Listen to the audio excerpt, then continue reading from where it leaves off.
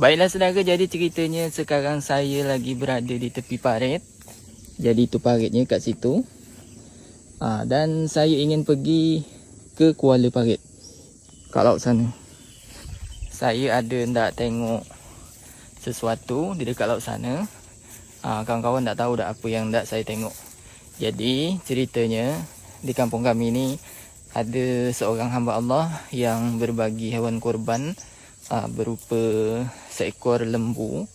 Jadi lembunya tadi sudah diambil oleh orang kampung dari bandar bawa ke kampung ni. Jadi dah dimuat di dalam pompong ataupun perahu. Tapi tadi ketika sampai kat sini airnya sudah surut dan tak bisa lewat, tak bisa melalui, tak bisa masuk ke dalam parit ni lagi. Airnya dah kering kat sini. Jadi perahu atau pompongnya berada di dekat laut sana, dekat Kuala Parit.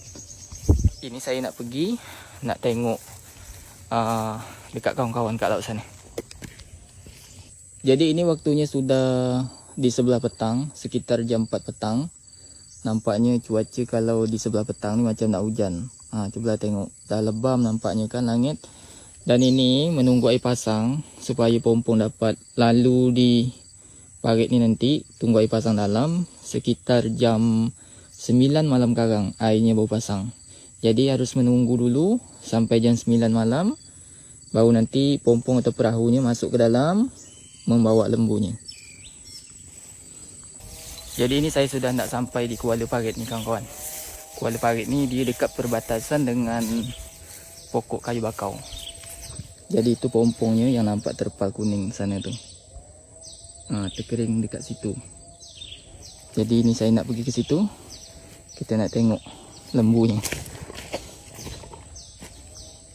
Dan ini saya sudah hampir sampai ke pompong ataupun perahunya. Jadi untuk menuju ke pompong ataupun perahunya, saya meniti akar bakau ni. Harus hati-hati kan, kalau terlincir sikit nanti jatuh. Dan ini saya sudah hampir mendekat. Jadi itu lembunya nampaknya lagi berdiri tenang dia. Jadi inilah lembunya saudara. Masih berada di dalam pompong kan, belum dapat dinaikkan lagi. Tapi nampaknya yang tukang jaga lembu ni lagi tidur. Ada berdua dekat belakang tu. Ada adik saya dengan pak otih saya kat belakang tu. Lagi tidur, mungkin ngantuk kan kerana kampung dia berangkat dari subuh. Dan sampai kat sini tadi hampir tengah hari. Tiba je kat parit ni, air pun tak dapat masuk ke dalam lagi. Jadi pompongnya pun terkering lah dekat sini. Jadi Alhamdulillah nampaknya hari raya haji tahun ini ada yang bagi hewan korban. Terima kasih banyak saya ucapkan kepada hamba Allah yang sudah berbagi hewan korban ke kampung kami. Jadi dalam waktu beberapa minggu yang lepas, hamba Allah itu menelpon saya. Dia tanya adakah korban dekat kampung kami ni. Jadi saya pun terus terang sajalah kan, kalau dekat kampung ni belum ada yang mampu untuk berkorban. Dan akhirnya hamba Allah yang bagikan lembu ini minta saya tanyakan harga lembu. Jadi saya uruskanlah semuanya kan. Dan Alhamdulillahnya pada hari ini lembunya sudah dibawakan ke kampung. Saya hanya dapat mengucapkan terima kasih banyak kepada hamba Allah yang sudah bagi hewan korban ke kampung kami. Semoga Allah menerima ibadah korbannya, amal kebaikannya dan ketakwaan kepada orang-orang yang sudah berkorban. Semoga diberikan keberkahan yang berlimpah. Amin ya rabbal alamin.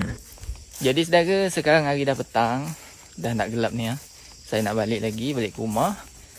Untuk di tepi parit tadi, di dalam pompong ataupun perahu tadi, memang sudah ada yang tukang jaga lembunya. Jadi tak perlu risau lah kan. Sudah ada petugas-petugasnya yang memang nanti selama lembunya berada di kampung akan dijaga lah. Jadi tak perlu dikhawatirkan lagi.